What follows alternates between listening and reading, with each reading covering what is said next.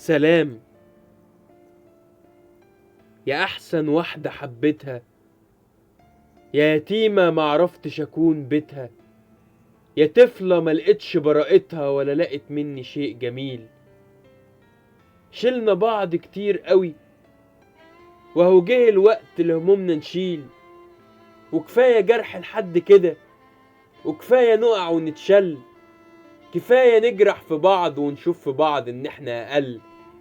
كانت قلوبنا بتحب بعض بس كفاية انها تتذل، وهمشي خلاص وامشي وهيكون الفراق هو اسلم حل.